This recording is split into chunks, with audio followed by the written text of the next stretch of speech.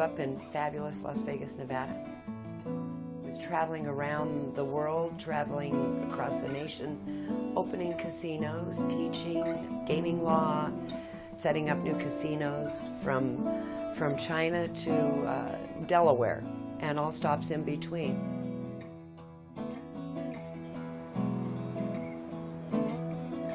I started out as a singer. What ended up happening is, I think I was kind of a smart aleck, so that I segued well onto the stage, because I ended up being the comedian in the group, and I was the stand-up comic. And when I ran for senior Miss Mesquite for the pageant, that ended up being my talent, and with that was how I won. And they called me back to do a one-woman show, and I did that. And that ended up being very successful.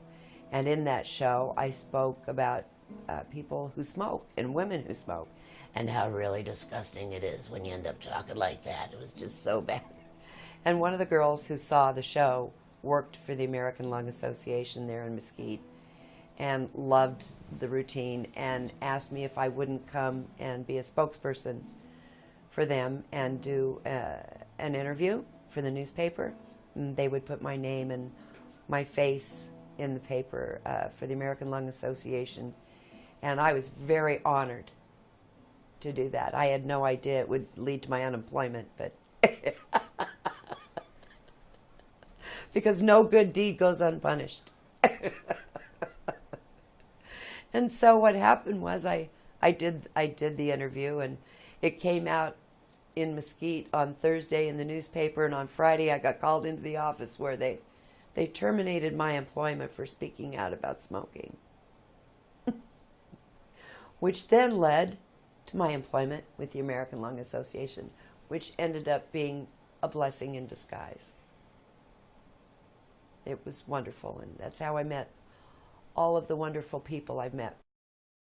And I didn't want to work in the casinos anyway, because the cigarette smoke in the casinos was hurting me so badly that I was struggling to breathe. The older I got, the worse it had become, and my asthma had become so severe, and I was wondering how I was going to make it until my retirement with the situation that I was in, because it was getting progressively worse.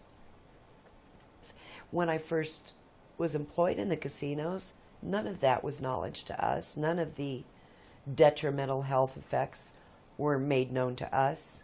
Whether they were known by anyone else or not, they were never made known to us.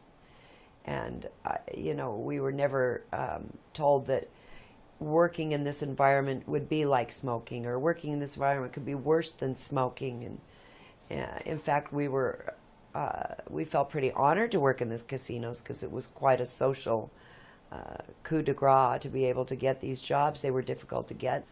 41 years seems to me, that's a lifetime. I've given a lifetime.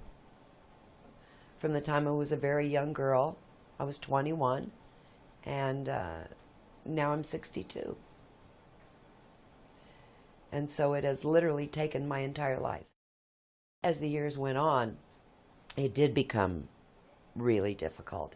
And there were many times that I spoke out about it, and basically was told that I needed to be quiet about that I wasn't allowed to say anything to anyone. I thought it was ludicrous that everywhere else that was public had to be smoke-free, except the casinos, which told me that the casinos did not value the lives of their workers. They didn't value the safety of their workers, that it had gone beyond smoke or not smoke.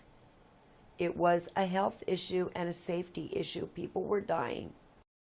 Everyone's life is valuable. There's no way to protect anyone from secondhand smoke. It literally needs to go away. It has to be gone. That's the only protection there is having it not allowed, period. The people on the casino floor, bartenders, cocktail waitresses, dealers, management employees, are subjected to it on a daily basis, up close and personal, and have that be okay. It's not okay. You're killing these people little by little. It's poison. Everyone who lives and breathes on the planet has a right to live and breathe on the planet. Nevada is not exempt. It's wrong in every way. It's morally wrong. It is physically wrong. And financially makes no sense anymore for these casinos to hold on to that old mentality from 1970. It doesn't work for anyone. Morally reprehensible to ask anyone else to do so. It's criminal. It should be criminal. I've always wanted to say to a casino manager, oh, really? It's really okay? Oh, yeah, it's no problem at all. I don't have an issue with it.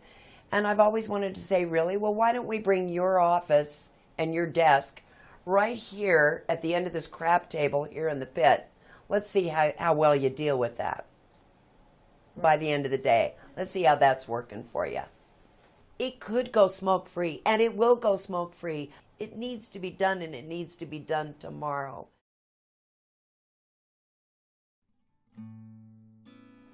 I want them to know that even when I got really sick, that there's no backing down. You have to endure to the end.